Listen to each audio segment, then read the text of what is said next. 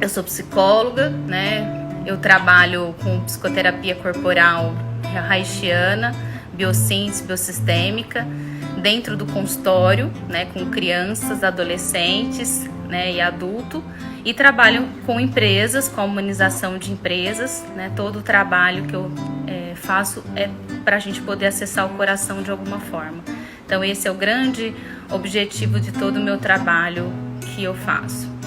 E na noite de hoje eu tenho um convidado muito especial e falando, né, sobre essa questão, né, sobre o estresse, a questão da pandemia. Eu queria que você contasse um pouquinho, né, da sua experiência quando a gente fala em estresse, né, e quando a gente vive o estresse, e agora a gente vivendo num confinamento, o estresse fica cada vez mais aparente, né? E o que você tem percebido, né, o que você tem sentido, como você tem visto as pessoas que estão ao nosso redor, ao nosso raio íntimo? Acho que é muito importante a gente poder contar um pouquinho para poder chegar até o tema. Pessoalmente, sim. Pessoalmente, eu percebo um medo muito mais evidente em mim, né? A raiva também, no sentido de por que isso está acontecendo, né? E nesse isolamento, um impedimento de poder ir e vir. Então essas três coisas são as que mais pegam para mim nesse momento, né? Até porque eu falei assim, eu acho que hoje eu vou de sombra, sombra eu vou de preto, né? E eu de luz. Ela de luz, ou seja, ela tá na luz, eu tô na sombra, né? E aí ou vice-versa, né? Tudo é uma perspectiva. É uma perspectiva, né? Mas enfim, e até minha barba, tá vendo? Luz e sombra. Então na vida tudo é luz e sombra, né? A gente faz essa metáfora da luz e sombra no sentido de se de fato não, cientificamente falando, fisicamente falando, não existe escuridão, existe ausência de luz. Já foi comprovado isso, né? Que não existe escuridão, existe ausência de luz. E é impressionante como um pequeno facho de luz consegue abrir assim a escuridão de uma forma muito, muito forte, muito, né? E eu faço essa metáfora com relação ao querer do ser humano. A gente pode estar numa sombra, e a gente está, porque a humanidade está passando por essa sombra mesmo de sobrevivência do cérebro reptiliano, que é luta ou fuga e sobrevivência, né, procriação. A gente está passando por essa sombra muito grande, cérebro reptiliano. Depois a gente vai embasar um pouquinho como que ele se desenvolve, né, intrauterinamente e também no cérebro, né, embora não seja nada sobre neurociência, mas a gente pode falar um pouco sobre biossíntese, né, que a Karina é especialista, inclusive tem pessoas na live aí, eu imagino que também conhecem sobre biossíntese. Então a abordagem que eu faço como terapeuta comportamental, eu me embaso muito nos 3 centros de inteligência, que a Karina vai fazer algumas perguntas, a gente deu uma brifada aqui, né, fez algumas anotações com relação a isso. Mas eu vejo essa sombra assim, só que um faixinho de luz, ele pode, que é a esperança humana, né? Ela faz com que a gente mude o nosso cenário. E a gente começa mudando dentro de casa, não tem como, né? Agora tem que ser dentro de casa mesmo, né? Não tem outra forma, né? E como que você tem percebido, né? Eu acho que é importante a gente falar um pouco disso, né? Eu tenho percebido isso muito na questão, né, nos meus atendimentos, que tem sido via online, com os amigos. Cada pessoa se movimenta de uma forma, cada pessoa tem um jeito de funcionar, né? E quando a gente, uns mais sociais, outros mais sexuais, outros mais preservação, e dentro desse momento de isolamento, como que você tem percebido que isso fica evidente, né? Como que esses instintos se mostram, se demonstram? Pois é pergunta boa, porque é o seguinte, algumas pessoas sentiram mais o isolamento, outras menos. Por exemplo, pessoas que já gostam de ficar consigo mesmas, já gostam de ficar mais isoladas, elas não sentiram tanto. Aliás, deram graças a Deus, né? As pessoas falam assim, os mais tímidos, os mais reservados, as pessoas mais assim, falam, nossa, a pandemia tomara que não acabe mais, né? Então as pessoas já são, outros não, os mais sociais. Então, quando a Karina pergunta sobre os instintos, no cérebro reptiliano, que na biossíntese se chama mesoderma, a camada embrionária que se desenvolve intrauterinamente, né? Que é desenvolvido então o cérebro reptiliano, que é luta ou fuga, sobrevivência. Dentro do cérebro reptiliano tem 3 instintos básicos: instinto de autopreservação, eu comigo. Instinto sexual, eu com o outro, que no casal também se faz de forma genital. E o instinto social, eu com o mundo. Então é eu comigo, eu com o outro, eu com o mundo. Nós todos temos os 3 instintos, porque primeiro que a gente precisa sobreviver, comer, beber, vestir e morar. Segundo que a gente precisa se relacionar com o outro, eu com o outro. Alguém que criou, alguém que vive com você, comigo, alguém que, nossa família, irmão, a gente quer mais contato. E também a gente precisa estar inserido. Os americanos chamam isso de grey, né? Que é estar inserido num grupo, né? Então todos nós precisamos de uma identidade grupal. E nós temos esses 3 centros de inteligência, esses 3 instintos básicos. Um deles é predominante em nós. Então quando a autopreservação é predominante na pessoa, ela não está sofrendo com isolamento assim como os outros. Talvez ela sofra com medo da sobrevivência. E o sexual, se tem alguém para ele conversar e se relacionar fisicamente, ele até leva. Agora, pessoas com instinto social aflorado, que depende dessa identidade grupal, elas aumentaram exponencialmente o número de lives, o número de acessos, de grupos, de contato, porque ela entrou é como se ela ficasse presa, literalmente mesmo, fisicamente presa. Então isso para as pessoas com instinto social, né, nessa abordagem que a gente estudou, é um grande desafio, estão sofrendo mais. Tudo isso dentro da sobrevivência, os instintos dentro da sobrevivência. Então é assim que eu vejo.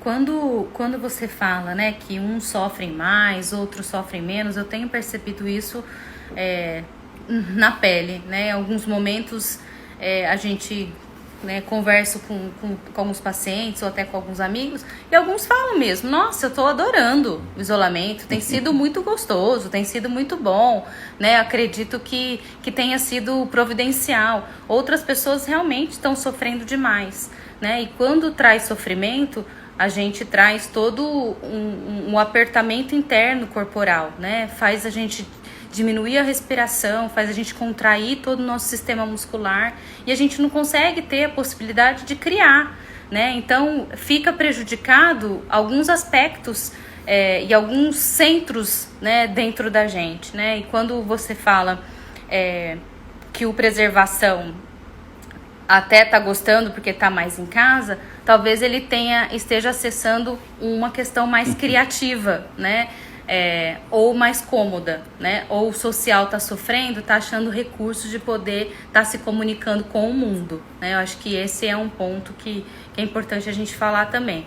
E quando você me fala, né, dessa questão dos instintos, né, do centro de inteligência, como que você vê a questão do centro de inteligência também junto com os instintos, com esse tipo de preservação social e sexual? Se a gente for fazer uma matriz, por exemplo, são 3 instintos básicos, 3, e 3 centros de inteligência. Um deles é reprimido e outro também é reprimido nos centros. Então dá para fazer uma matriz de combinações humanas. Como é que se faz isso? É uma forma assim, dentro da nossa abordagem de treinamento, mas explicando de maneira mais pontual, funciona da seguinte maneira. Nós falamos dos 3 instintos básicos, né? Nós temos 3 centros de inteligência: teórico, né, que é o homem que pensa, como dizia Platão, o homem que pensa, né? O homem do coração, que é o centro emocional, e o homem do ventre, que é o centro ativo. O homem no sentido de ser humano, né? O homem, se dizia antigamente, aquele que olha para o alto, os filósofos diziam, né? Por isso a palavra homem. E então, esses 3 centros de inteligência, um deles é predominante em você e em mim. Então tem pessoas mais teóricas, que pensam antes de sentir e agir. Outras pessoas mais emocionais, que sentem antes de pensar e agir. E outras mais ativas, que agem, aí depois vão pensar e sentir. Faz sentido? Então, tem pessoas que nesse isolamento tomam decisões mais pelo ímpeto. São pessoas mais ativas, mais práticas. Preferem agir primeiro, depois sentir e pensar. Elas tomam decisões de forma prática. Alguém aí? Põe o dedinho aí, né? E outras pessoas tomam decisões através do que elas sentem. Então ela primeiro ela capta todo aquele sentimento, aquela atmosfera, e aí ela vai tomar decisão com base no que ela sentiu. Contrário do que eu disse anteriormente, das pessoas que tomam decisões de forma prática, com o que tem a ver, né? E há pessoas que tomam decisões primeiro pelo que como elas pensam. Enquanto elas não entenderem, compreenderem, elas não vão agir, nem com tudo sentir. Então você imagina dentro de uma casa, pessoas diferentes assim. Imagina, vamos fazer uma cena hipotética. Homem emocional, mulher ativa e filha teórica. Ou filho, sei lá. Então imagina, um diferente do outro. Então o homem emocional, vamos pôr na posição de pai, vai. Então falando de relacionamento, mas temos que ilustrar, né? É comportamento, o assunto. Então, numa tomada de decisões, vamos dizer que o pai seja emocional. Ele vai sentir o que aquilo tem a ver com ele, para tomar uma decisão. Vamos dizer que a mãe seja ativa, prática. Primeiro a mãe vai analisar as questões práticas para tomar a decisão. E se o filho ou a filha for teórica, primeiro ele vai querer entender. Então imagina a venda de ideias quando algo mudou ou precisa se decidir alguma coisa dentro de casa, com 3 centros de inteligência para serem trabalhados. Aí que dá os BOs. E a gente às vezes discute, briga e não sabe por que está brigando. Não sei se já aconteceu com você, você está discutindo com alguém e não sabe por quê. Aí depois que brigou, fala, mas por quê? Por quê? A gente só briga com algo, por algo que a gente, quando duas pessoas querem a mesma coisa, há discussão. Quando não se tem disputa, não se tem discussão, não se tem guerra, né? 2 países abrem uma guerra, os governantes porque querem a mesma coisa, ou uma terra, ou enfim, dentro de casa a gente discute normalmente porque quer a mesma coisa, e essa coisa se chama razão. Então a gente quer ter razão, e nesse cabo de guerra emocional que eu costumo chamar, na relação humana e no comportamento, ganha a guerra quem solta o cabo de guerra. Só que tem que soltar suavemente. Por exemplo, homem emocional. Vamos respirar, gente. Homem emocional e a mulher prática, a mulher ativa. Quem ganha uma discussão? Nenhum. Os dois perdem. Um deles pode ter razão naquele momento. Né? Mas em termos de ganhar, a melhor maneira de ganhar a discussão é mais fácil falar, né, do que agir, do que fazer. Mas é quem cede, é quem solta o cabo da guerra, né? E não é fácil, não. Não é fácil, não. Super fácil. Você tá vivendo alguma questão dessa? Isolamento, se bem que a Cacá e eu, particularmente falando, a gente sempre foi muito grudado, muito, muito. Tudo a gente faz junto. A gente está junto há muitos anos, né? Entre namoro e casamento são 16 anos. E a gente sempre gostou de ficar fazendo, faz tudo junto. Viaja junto, faz tudo junto. Vai. Então para nós não está sendo um problema ficar isolado. Né? A gente continua do mesmo jeito que a gente sempre fez. O que há são problemas que já existiam anteriormente mesmo, né? Questões, né? E eu acredito, e acho que essa é uma questão, porque muitas, eu tenho escutado bastante questões falando assim, eu tô com problema no casamento, não sei o que, eu vou, sei que, isso tudo já existia, né? A situação já existia, não foi a pandemia que aconteceu, não foi o isolamento, não foi o coronavírus que fez com que tudo isso mudasse. Na verdade, a questão é que simplesmente aquilo que muitas vezes eram colocadas debaixo do tapete, e agora não tem como, porque o tapete fica na sala, você tem que passar por esse tapete toda hora ou passar pelo meio do corredor, e tem uma hora que esse tapete vai virar e tá lá, né? Tá lá a sombra, tá a poeira, tá aquilo que a gente não pôde olhar, né? E para algumas pessoas isso aconteceu no início, né? Nós estamos entrando pro 4º mês de pandemia. Para outras pessoas aconteceu isso no meio, para outras tá agora, né? E realmente, como diz a Manuela, agora acentuou, porque agora está entrando um outro sentimento, uma outra sensação, que é a raiva, é a irritabilidade. As pessoas já não aguentam mais, elas estavam esperando uma semana, elas estavam esperando 15 dias, 2 semanas para 3 semanas, 4 semanas, agora já deu para 3 meses, 4 meses, né? E aí é isso, e às vezes você não pode nem sair de casa e nem tirar o tapete, então você é obrigada a olhar para tudo aquilo, né? Olhar, chorar, sofrer, sentir, ficar com taquicardia, acordar no sono, né? Acordar de madrugada com vontade de sair correndo. E quando a gente fala assim, Sandro, acho que é muito legal a gente poder olhar para os comportamentos que a gente tem mais, que tem aparecido mais nessa pandemia, ligado, né, à questão da sombra, né? Os mais evidentes Eu sei que para algumas famílias, para algumas pessoas é um, para outras é outro, né? Então acho que seria legal a gente falar um pouquinho do que a gente está sentindo, e quem quiser inclusive compartilhar nos comentários quais são as sensações, as emoções que mais estão aparecendo, né, nesses 4 meses, né? Acho que isso é um ponto muito importante a gente olhar para tudo isso. E é interessante porque, como a Ká falou, é o seguinte: o vírus não mudou nada, só intensificou o que já existia, né? Trouxe à tona aquilo que já estava evidente, enfim, né? Separações, ou pessoas ficaram mais próximas, se conheceram melhor, enfim, ele só intensificou o que de fato estava por vir, né? Então eu vejo da seguinte maneira: são 9 estados de consciência dentro da abordagem que eu uso há quase 20 anos que eu trabalho com isso em relação a comportamentos humanos. Então são 9 perfis, e nesses perfis tem 3 situações, dividido 9 por 3, dá 3 situações em cada bloco de perfis, enfim. Então são os perfis da raiva, e eu vejo a raiva bastante evidente, haja vista que aumentou a violência doméstica, aumentou a quantidade de pessoas se agredindo, tanto na internet, quanto vizinhos, quanto dentro de casa, com filhos, ninguém se suporta mais. Então a raiva está evidente, que nem diz um amigo meu, não está fácil ser eu mesmo, está difícil conviver comigo. Então a raiva nasce de dentro, já está aqui dentro, na verdade. O segundo estado de consciência dos blocos, dos perfis, é o medo, que é o que está mais evidente, que disparou essa raiva, inclusive, que é o medo pela sobrevivência. Será que eu vou conseguir sustentar minha família? Foi o gatilho, né? Que é o gatilho. Será que eu vou morrer? Será que meu pai, eu sou do grupo de risco, eu não sou, eu trabalho no hospital, vou trabalhar online, será que a empresa vai me mandar embora? Será que eu fecho uma empresa? Eu que sou profissional liberal, que sou totalmente presencial, como é que vai ficar a minha vida? Vou ter que me reinventar, vou ter que aprender a mexer com a internet. As pessoas se reinventaram totalmente.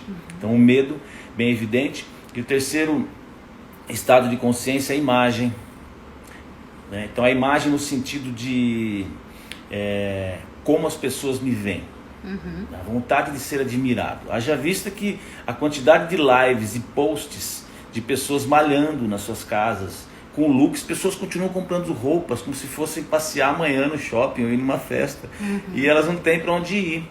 Inclusive as máscaras, se você reparar, são máscaras personalizadas. Então o ser humano é incrível, pintadas, a gente já se reinventou. Então a imagem é muito forte nessa questão. E é uma coisa que a Karina perguntou, eu vou depois voltar nesse assunto, só abrindo um parênteses, que nesse briefing de tarde, começamos a fazer ontem o briefing da nossa live de hoje, mas hoje à tarde a gente acabou de afinar e a gente estava falando o seguinte: por exemplo, a quantidade de lives e postagens aumentou exponencialmente, né? Então a gente perdeu o poder de ir e vir, ou a liberdade. Só que quando a gente tinha o poder de sair, por exemplo, entre 10 amigos saindo, você olhava assim na mesa, cada um com seu celular, ou o casal indo jantar, os filhos com o celular, marido e mulher com o celular. O que mudou? A pergunta que eu fiz para cá. Nada mudou. Concorda? Porque se eu tinha liberdade de ir e vir, eu já estava digital. Hoje eu não tenho mais liberdade de ir e vir, então eu continuo digital. O que mudou é que eu não estou me expondo mais como me expunha. Então a imagem foi afetada. Resumindo, então, a raiva, as pessoas estão bastante raivosas, né? O medo da sobrevivência, do amanhã, preocupação, estresse, e a imagem. Esses 3 fatores, eles afetaram demais a humanidade como um todo. Quem me conhece, quem me segue, sabe que eu faço live semanalmente. Eu estou há 4 meses sem fazer uma live. Eu estou sentindo tudo isso. Os cursos presenciais não tem mais, tem os online, né, que agora eles estão... a plataforma nossa está sendo lançada já, a gente reinventou, já estávamos a caminho disso, né? Confesso que isso me afeta, porque eu sou o cara do presencial, embora eu sou digital também, gosto de mexer com internet, edição de vídeos, essas coisas. Estou aprimorando ainda mais agora, tanto meu violão quanto a edição de vídeos, né? Porque eu estou em casa, então eu consigo fazer coisas mais que eu, né? Até arrumar o quartinho eu consegui esses dias, né? E foi tão interessante porque teve uma pergunta do Claudinei ali para cima, né, que o quanto é, né, o quanto que a gente vê importante um filme, uma música durante, né, esse momento além da fé, né? E o que eu percebo é que para algumas pessoas, né, e ele está dizendo ali viva a música, né, com a incerteza do amanhã, como a Débora está falando, com a dúvida, né, com o PL falando aí que é verdade tudo isso que a gente está vivendo, a música, por exemplo, na nossa casa salvou uma angústia, né? Porque o Sandro toca violão o dia todo, né? Porque é onde ele pode olhar e pode elaborar a angústia dele. A minha angústia é em outro lugar que eu cuido, né? Talvez fazendo uma comida, tô descobrindo fazer várias comidas. Hoje, inclusive, fiz uma canjica deliciosa, né? Tô em alguns seriados que eu gosto, né? Que deixa a minha mente mais livre para não pensar, né? Porque o meu trabalho tem sido muito aqui na telinha, né? E esse é um cansaço muito grande. E quando ele fala da imagem, me faz lembrar da questão da máscara, né? Da máscara que a gente vive, né? E que a gente fica, né? A persona que a gente fez para o outro, a imagem que a gente projetou para estar no outro. E de alguma forma o isolamento, a pandemia veio tirar essa máscara de quem a gente tentou se colocar. Veio tirar e fez a gente entrar numa máscara física, não uma máscara emocional, e fez a gente entrar na nossa sombra. Algumas pessoas estão conseguindo chegar até o nosso selfie, mas a grande maioria tem ficado na sombra. E aí, nós dois olhando para isso, falando, mas e aí? Né? Sombra, né? É cheio de carga emocional, né? O estresse traz uma coisa corporificada, cronificada no corpo. Mas se a gente conseguir trazer do caos a luz, da sombra o movimento, a gente consegue trazer um aproveitamento para tudo que a gente está vivendo, né? Fácil, nem um pouco.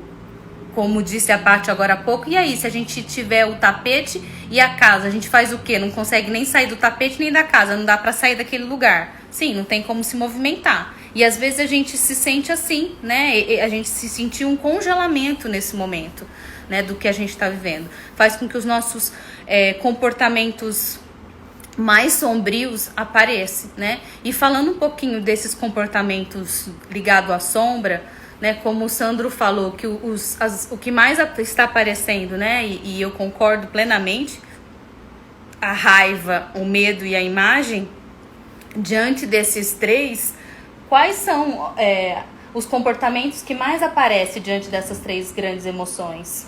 Dos três, a questão do medo. O medo é o principal, é o medo da sobrevivência, né? Porque nós seres humanos, a sobrevivência, o cérebro reptiliano, como nós falamos lá atrás, né? Luta ou fuga, a gente está na luta ou fuga, só que a gente está lutando com algo praticamente invisível, né? Então lutar com algo que a gente não tem controle, conheça o teu inimigo, né? Se pegar a arte da guerra, Sun Tzu, não tem como conhecer o inimigo, né? Conhecer o coronavírus, agora ele está conhecendo, os cientistas conhecendo para poder, enfim, fazer as vacinas todas que já existem, e é um investimento altíssimo, mas enfim. Então conhecer é difícil, lutar com algo que a gente não conhece. Então a sobrevivência é o grande desafio, o medo é o que mais está pegando, e depois esses gatilhos, né? Agora que a gente acostumou e já percebeu que também a gente pode se cuidar e tudo mais, então o susto do início já não está tão grande. Já percebemos que tem cura, tem países já que estão mais desenvolvidos, que já passaram esse surto e tudo mais. Então a gente já relaxou, entre aspas, com relação ao medo, mas ele é o grande gatilho, porque aí afeta a sociabilização, a imagem, a retomada dos negócios. Muitas empresas descobriram que trabalhar online é muito bom, né? E já desligaram seus escritórios físicos. O mundo está passando por uma reformulação muito grande, absurda. E a gente está percebendo que, quando a Karina falou de caos, né, tem um movimento chamado um movimento caórdico, que é caos e ordem. E aí nesse estudo, você pode depois procurar na internet, você vai ver bastante coisa falando sobre isso. Caórdico, ou seja, é caos e ordem. Não há ordem sem caos, e não há caos sem ordem. E um amigo nosso, ele fala que esse vírus é muito mais quântico, do que fisicamente mesmo, tá ligado mais ao comportamento, Ou seja, se mudar o comportamento humano, é capaz do vírus ter um controle maior sobre ele. Ou ele veio negativamente por um déficit humano de comportamento, né? Então, nesse movimento caórdico, é caos e ordem. E quando se fala em caos, se lembra de sombra. E quando se fala em ordem, se lembra de luz, vamos dizer, em comparação, né? Então não há luz, né, sem escuridão, não há escuridão sem luz. E não há ordem sem caos e caos sem ordem. Nós estamos no caos, nós estamos na sombra. A pergunta a se fazer é o seguinte: quando a gente é criança, a gente tropeça e cai e começa a chorar, o que normalmente os adultos dizem para nós? Não chora, não foi nada, pulou, vamos passar aqui um metiolate, é sopra, não foi nada. Como não foi nada? Foi um tombo. Por que nos desespera tanto ver o outro chorar a dor do outro? Por que a gente quer tirar logo o outro da sombra? Por que a gente quer tirar logo o outro da dor? Porque nunca se tomou tanto remédio para depressão, ansiedade, estresse. Por que nunca se tomou tanto como agora? Porque a gente tem dificuldade de viver na sombra, na escuridão. Já experimentou andar na sua casa, no escuro? A gente anda porque a gente conhece. Então andar na escuridão é importante, ou seja, sentir a dor do mundo, a minha dor. E também a gente tenta tirar a pessoa da dor, porque a gente não aguenta a nossa própria dor. E o quão importante é conhecer a escuridão, saber conviver com ela, para depois então a gente ter controle sobre ela. E ela faz parte, a ordem faz parte do caos e a escuridão faz parte da luz. É fácil? Claro, falar é fácil, né? Mas viver é difícil. Mas quando você está afim da vida, quando a gente tem algo que não dá para medir, nem neurocientificamente falando, nem psicologicamente falando, que é o querer, que é o sopro. Um convidado da Karina, que foi o Vladimir, ele falou sobre o ruá, né? Que é o sopro, é a vontade, né? É esse afim da vida. Então esse querer, ele é imbatível, né? Então esse querer e não querer. E esse querer, isso que você está falando, me fez lembrar de uma palavrinha, né? Que é o entusiasmo, né? Que é a esperança.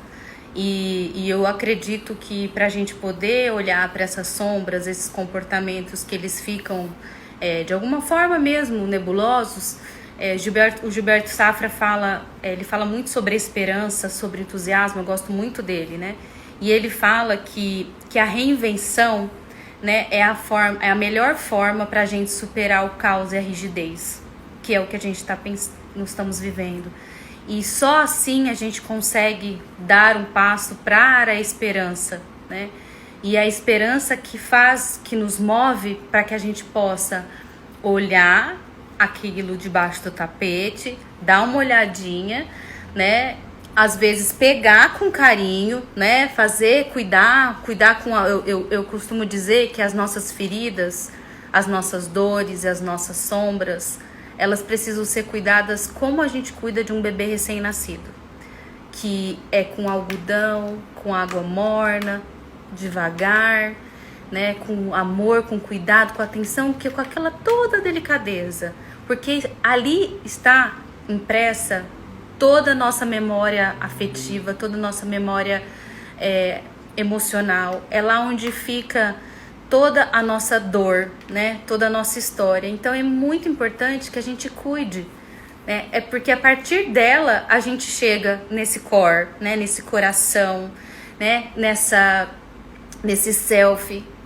Muitos selfies estão quebrados, muitos selfies estão incertos nesse momento que a gente está vivendo. E se a gente consegue olhar, né, para essa máscara, olhar para essa sombra, olhar com amor para essa sombra, cuidar com delicadeza, a gente consegue olhar muito mais para um selfie, olhar com uma possibilidade de ter esperança. E aquilo que a gente fica muito ativado, né, Sandro, na nossa sombra, talvez consiga ter um pouco mais de luz, um pouco mais de possibilidade, né? Acho que esse é um ponto muito interessante a gente falar um pouquinho, quando a gente pode olhar sob estresse para algumas questões comportamentais, né, ligado à raiva, né, como que uma pessoa que está muito ligada a essa questão de raiva, ela fica, quando ela tem um medo muito forte, quais são os gatilhos que ela tem para acessar esse medo? É porque o gatilho, o que faz com que o medo fique exacerbado. Até porque o medo é da sobrevivência, a gente tem esse medo, nos protege, né? O medo é um farol na escuridão, vamos dizer assim, né? Só que o farol à noite do carro, ele alcança 100 metros, 200, sei lá. Então você tem que andar mais 100 para poder continuar. Então o medo é a caminhada e saber que onde eu estou pisando, né? Ele sinaliza o medo. Ele sinaliza. Agora, o medo exacerbado é o carro com o freio de mão puxado e o motor funcionando. Ou seja, acelera, quer andar, mas está parado. Então esse medo que paralisa é o medo prejudicial. Só que estar na sombra com esse medo, estar paralisado, é um lugar para se ficar. Não a vida toda, por um tempo. Por isso que a sombra é importante, ficar na sombra. Por exemplo, em cima do muro, é um lugar de passagem. Não é um lugar de permanência, né? Tem que decidir.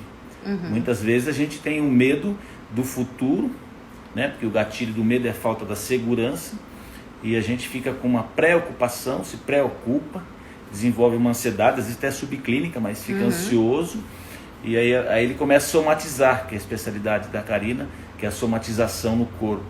E aí uma vez fizemos uma live, eu convidei a Karina numa live, ela falou sobre o medo, e é onde ele se identifica no corpo.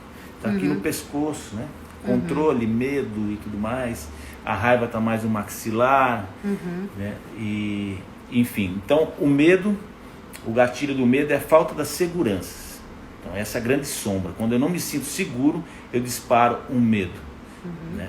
E aí esse medo pode ser fóbico, onde eu me travo, ou contrafóbico, onde eu ataco. Mas a intenção do medo é a mesma. É para se proteger. Para se proteger. Para se proteger. E aí a raiva, qual que é o grande gatilho da raiva? Na raiva é o seguinte, é quando as coisas saem do meu controle. Por isso que ela está aqui no maxilar também, aqui no pescoço, né, cara? E esse controle das coisas serem como eu acredito que deveriam ser. Eu disparo a raiva quando elas não estão no meu controle, ou elas sobrepujam a minha expectativa. A pessoa dispara uma raiva. Eu tinha uma expectativa de algo acontecer, esse algo não aconteceu, logo então eu fiquei com raiva. Ou eu organizo a minha casa e meus filhos, meu marido se organizam, eu disparo uma raiva contra o outro. Ou contra a sociedade, eu disparo uma raiva porque as pessoas estão lá fora, não estão se cuidando, eu vou na padaria e tem gente sem máscara, eu fico com raiva com o dono da padaria, eu fico com raiva da instituição, do governo que não distribui, que não instrui, e eu fico com raiva da política, papai. Então essa raiva é disparada contra, então, comigo primeiro, minhas exigências, com o outro e com o mundo. Então a gente falou sobre o medo, que é a falta da segurança, a raiva é a falta do controle, e as pessoas não serem aquilo como eu gostaria que elas fossem, o meu controle, e a imagem, né? A imagem, como se dispara? A imagem é a admiração, ser querido, ser admirado e ser olhado pelas minhas dores. Ou seja, perfis que encontram a sua validação no mundo através da sua dor, da sua perda. Olha como eu estou triste, olha como eu estou sofrendo. Eu fui abandonado, olha isso para mim, tá vendo como eu sou triste? E aí, na abordagem da psicoterapia, se fala sobre masoquismo e tudo mais, né? E, então, essa imagem. Então, você está me olhando, meu sofrimento. A segunda questão é a questão da admiração. Eu não sou produtivo, mais como eu deveria, eu não consigo exibir o meu carro, as minhas roupas, as minhas coisas, e que eu sou fodão, desculpa esse termo, fodão, e aí eu acabei por não ser admirado mais. Então eu disparo assim algo que não alimenta a minha imagem. E a prestatividade no sentido de fazer com que o outro goste de mim.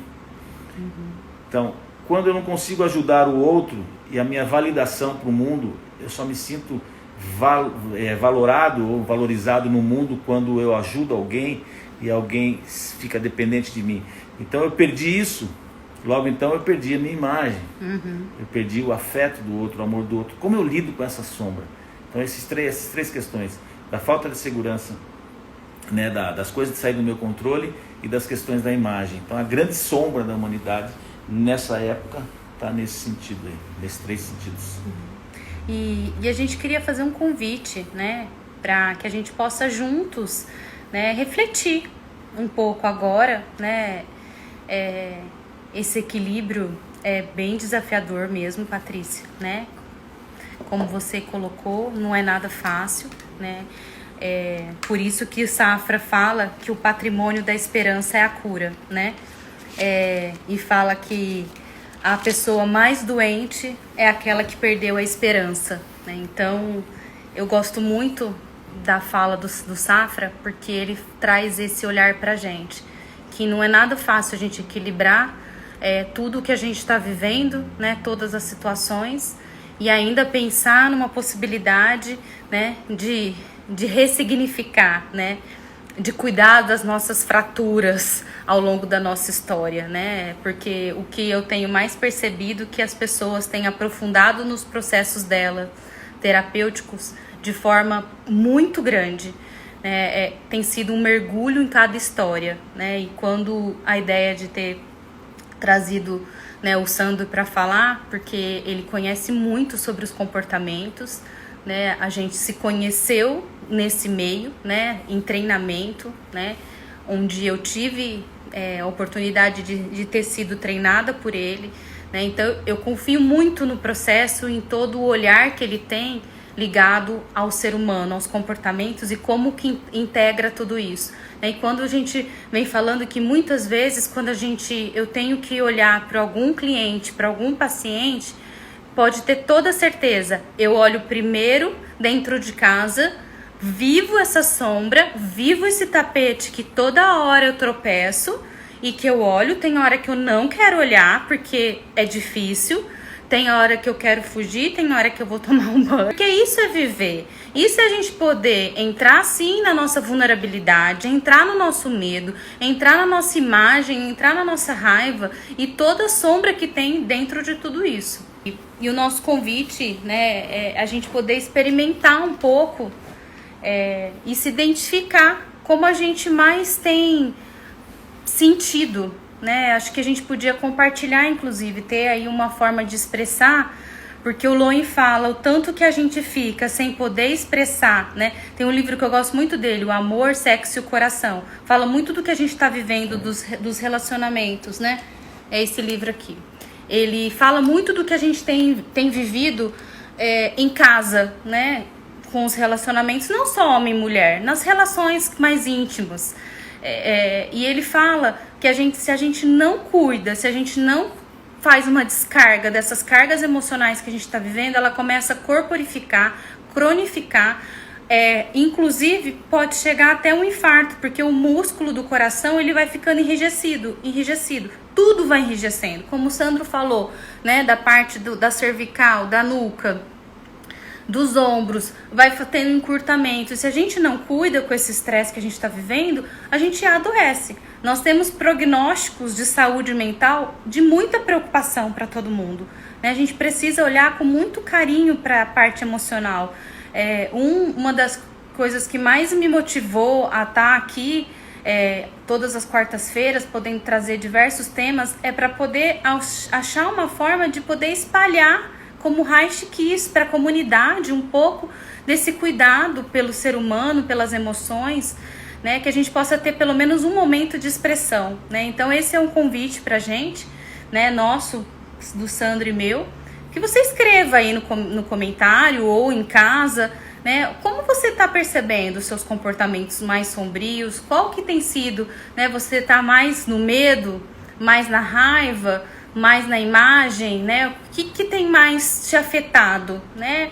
Coloca uma palavra, né? Coloca um sentimento, eu acho, para a gente poder integrar, né?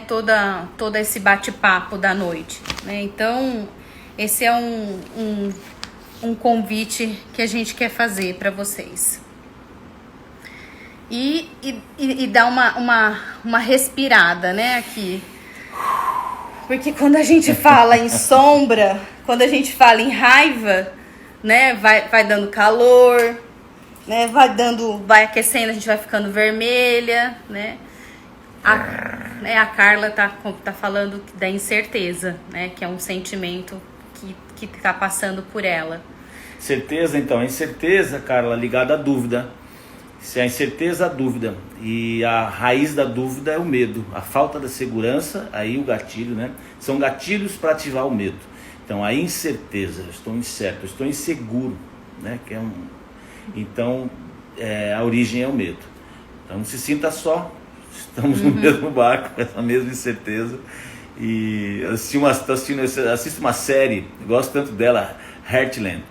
Então Heartland é a série de cavalos e tudo mais, se passa no Canadá, numa fazenda, enfim. Você tem uma ideia de quanto que eu gosto, que eu estou assistindo pela segunda vez, todas as temporadas, né? E hoje teve um episódio onde uma pessoa tinha dúvida, estava incerta dos seus caminhos, do que ia acontecer no futuro. E um velho índio sábio, ao lado de um rio que corria, ele disse assim: o rio corre, ele flui. E ele sabe para onde vai. Ou não, né? Mas tipo assim, ele flui. Fácil? Não. Claro que não. Se soltar, não é fácil. Um momento tão incerto do mundo, né? Como o Raul disse aí, né? Ele disse da ansiedade, né? Que para ele a ansiedade tem aparecido, né? A Paty falou que ela está muito grata por todas as possibilidades, mas ao mesmo tempo muito medo das mudanças, né? Acho que esse compartilhar e o Claudinei aprendendo a se conhecer e conhecendo melhor a esposa, né? E os filhos, e a Débora um pouco da ansiedade e ao mesmo tempo paz, né? Que são as oscilações que a gente também sente nesse momento. Então, Raul, Patrícia, Claudinei, Débora, de fato, Karina, mundo, nós todos, né? Mas enfim, essa insegurança, eu penso assim, sabe? Fácil não é, mas é uma opinião agora totalmente pessoal. E quando é pessoal é com base nas nossas experiências, né? Então não há contestamento, porque é experiência, então tudo bem. Então com base no que eu vivo, do que eu vivi até hoje e tudo mais, eu penso o seguinte: se você olhar filosoficamente, Zenão de Sítio foi um filósofo e conhecido como uma filosofia da escola estoica. Os estoicos, eles têm um pensamento assim: eu controlo o que eu tenho controle, e o que eu não tenho controle, eu não me preocupo.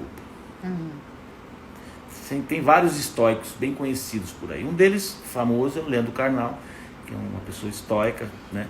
E outros também, outras pessoas conhecidas, mas só como referência de alguém famoso para você entender como pensa um estoico. Eu penso que a filosofia ela é importante, que não tem fim, não tem resposta. Se um filósofo disser para você que ele teve um ponto final, ele não é filósofo, porque a filosofia consiste em não acabar as perguntas, não há resposta, não há ponto final. Mas no sentido de ter ou não controle. Então o que eu penso? A ansiedade se desenvolve quando eu não tenho controle de algo e eu quero controlar esse algo. É como pegar fumaça, né? Não tem como, não tem. Então sendo assim, eu faço a minha parte. O que eu tenho controle? Lavar meus pés, lavar minhas mãos, lavar meus alimentos, usar minha máscara, fazer a minha parte. Fazendo tudo isso, eu fui contraído pelo vírus, eu fiz a minha parte. Isso é o mais importante, né?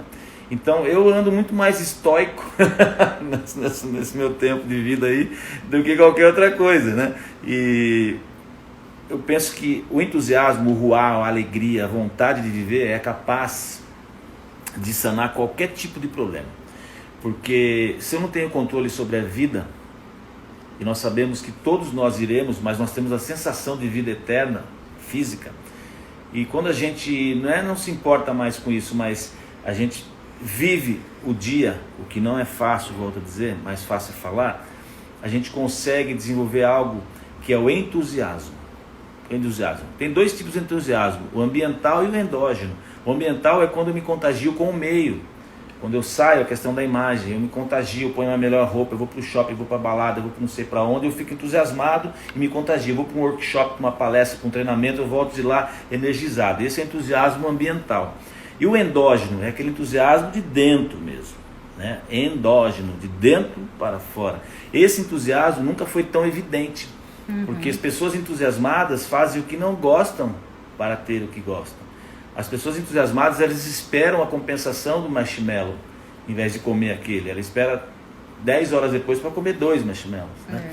Então essa ansiedade e tudo mais é difícil, não é fácil, não é mesmo, mas nunca foi tão imperativo a crença de que temos que viver um dia de cada vez para vivermos os próximos dias que nos restam. Filosófico, bonito, mas a gente não vai se movimentar senão pela motivação interna e pelo entusiasmo. Nada mais racional. Se não existe, né? E se não existe isso que você está falando, né, Sandro, que é a questão maior da fé, né, da esperança, a gente não tem muito como se movimentar se não for por isso nesse momento, né? E quando a gente fala, uma das lives foi dito, né, a questão da espiritualidade, a esperança também acontece como um processo, né? A processual, né? É processual a esperança. E a gente só tem possibilidade de ter esperança quando a gente tem a presença do outro. A gente não consegue ter esperança sozinho. O outro nos constitui, é na relação com o outro, é no comportamento com o outro que eu consigo, né, ter um olhar e ter uma possibilidade de sonhar, de ter esperança, né? Tem uma fala aqui do Alexandre Camargo, né, que há mais de 15 anos você me mostrou essa luz de compreender melhor como indivíduo. E essa fez toda a diferença na minha vida. Obrigada pela sabedoria, Sandro. Aí, Alex. Obrigado, Alex. Você está na nossa live. Eu tenho profunda admiração por você. De fato, te conheci. Eu sou um pouco mais velho só que você, né? Mas você era um menino praticamente, né? E se tornou esse homem, um homem de negócios, um pai, marido de uma mulher, da Renata, que é incrível. E de fato a gente se conheceu em treinamento, depois nos tornamos amigos. Eu sou grato pelo seu reconhecimento, obrigado mesmo. E eu acredito o seguinte, as coisas estão prontas quando a gente está pronto, né? Então quando a gente intitula alguém como mestre, é porque a gente estava pronto para aquilo. Você estava pronto, estava buscando. E eu também buscava, então a gente se encontrou. E quando as duas pessoas afins se encontram, as coisas acontecem. E essa magia, que ela não é palpável, ela não é racional, ela não é medida em decibéis, não é medida em régua, em nada. É uma magia que existe no mundo, que é o querer, que é o ruar, né? E que é o entusiasmo endógeno. Isso não tem. Uma pessoa entusiasmada, ela é capaz de mudar o mundo, ela é capaz de construir, ela é capaz de ressignificar toda a sua vida. Ela é capaz de controlar um vício, seja da bebida, seja de droga, seja de cigarro. O entusiasmo, ele é capaz de tudo, né? Onde há entusiasmo, há vida, né? Então esse é o grande lance da vida, é a grande sacada. A gente nasceu sem saber, somos um produto, vamos dizer assim, sem prazo de validade. Olha que loucura, a gente não sabe quando vai morrer. E a gente faz planos. Como diz o Antônio ali em cima, né? Meu pai, ele falou assim, o amanhã nos espera, né? Nos espera. E nossa live está chegando ao fim, então, né? Nosso bate-papo. E a gente quer terminar mensagem, com um presente para vocês, pra gente, né? Com uma canção, né? Que como a música pode nos salvar da angústia, né? Ressignificar. Para algumas pessoas a música é importante, para outras filme. A gente quer terminar com essa canção, então que a gente possa curtir, fechar os olhos, pôr a mão no coração ou olhar pra gente, o que vocês quiserem. Ando devagar, porque já tive pressa, e leva esse sorriso, porque já chorei demais. Hoje me sinto mais forte, mais feliz, quem sabe só levo a certeza de que muito pouco eu sei, ou nada sei. Conhecer as manhas e as manhãs, o sabor das massas e das maçãs. É preciso amor para poder pulsar, é preciso paz para poder seguir, é preciso a chuva para florir.